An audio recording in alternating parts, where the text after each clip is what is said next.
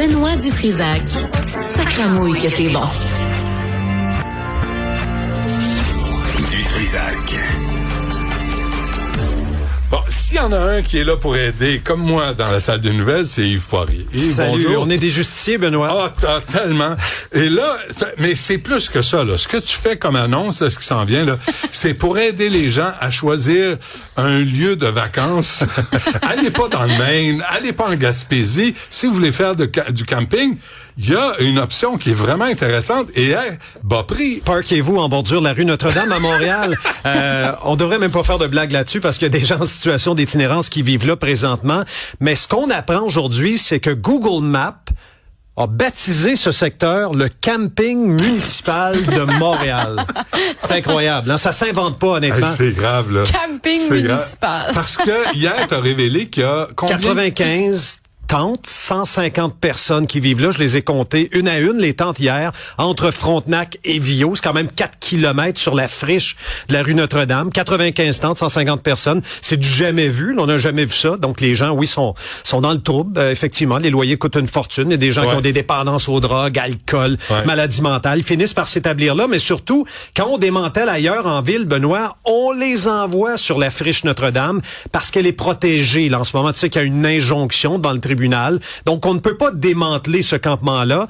Puis on se dit, si on démantèle, on les envoie où? C'est ça la question. Mais là, qui a fait ça? Est-ce que c'est un administrateur d'un compte Google qui a réussi à mettre la mention camping municipal de Montréal pour décrire cette friche-là où on retrouve justement des gens en situation d'itinérance? Imagine-toi que tu es un touriste français. Ben oui, et là, tu cherches un camping à Montréal. Ben, ça peut être agréable. Ça veut pas dire qu'ils sont de mauvaise compagnie, là.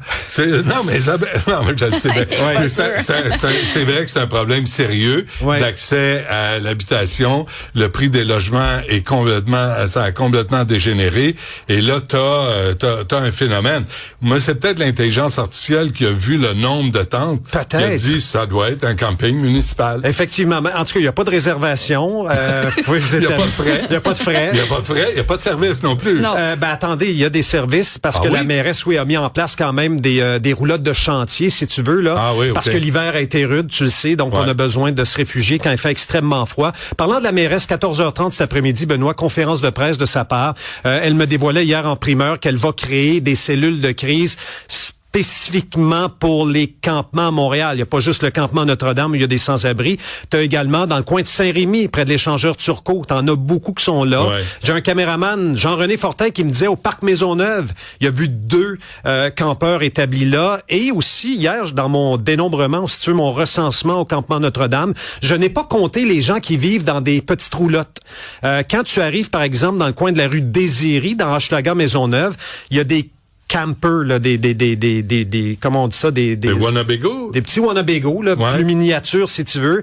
Mais il y a des gens qui vivent là-dedans, donc à longueur d'année, ou il y en a d'autres qui vivent dans leur voiture. Ceux-là, je les ai pas dénombrés, mais ça s'ajoute effectivement à ces gens en situation d'itinérance qui vivent carrément dans leur char, si tu me permets l'expression.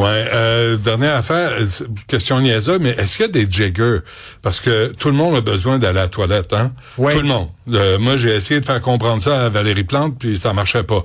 Tu te souviens quand on était à Cube sur Sainte-Catherine et Berry? Les gens font leurs besoins dans le quartier carrément. Là. Ben oui, puis tu sais, c'est des êtres humains. Je suis allé au magasin Labbé, tu sais, l'ancien Labbé sur Sainte-Catherine, là, dans le cadre du Grand Prix. Je suis allé marcher avec mon épouse vendredi dernier pour voir les festivités, puis je suis passé près de Labbé. J'appelle ça maintenant l'allée de l'urine, l'allée de la pisse. Tu sais, t'as l'allée du crack à Montréal. Je dis ça, c'est pas drôle, mais ça sentait, c'était épouvantable. Les gens font leurs besoins à cet endroit-là, sur Sainte-Catherine, qui est un endroit touristique incroyable. Pas de toilette publique à Montréal. Pas de toilette publique dans ce secteur. C'est un problème qui est pas réglé. Et là, pour ce nouveau campement municipal de Montréal, c'est incroyable. Oui, là, camping municipal de Montréal sur la rue Notre-Dame, c'est pas une farce, c'est l'appellation donnée par Google Maps, je le rappelle, mais en réalité, c'est autre chose. Ne réservez pas de vacances là cette année. Et Soraya, 14h30, Soraya Martinez-Ferrada va faire une annonce en ce sens. Mais non, mais je suis pas d'accord. La plage est juste là au bas du boulevard Notre-Dame, là. C'est pas loin, là. Faut traverser le chemin de fer entre deux conteneurs de marchandises. Ah oui, mais une fois que tu as accès au fleuve, c'est magnifique. Faites attention. prévention, il y a du courant dans ce coin-là. Ça va, oui, merci pour la prévention. Yves Poirier, qu'on va attendre à LCN tantôt, là, à 14h. Oui, je remplace la consoeur Marianne Lapierre entre 14h et 16h cet après-midi. Très bien, c'est dit, c'est fait. Merci. À bientôt, Benoît.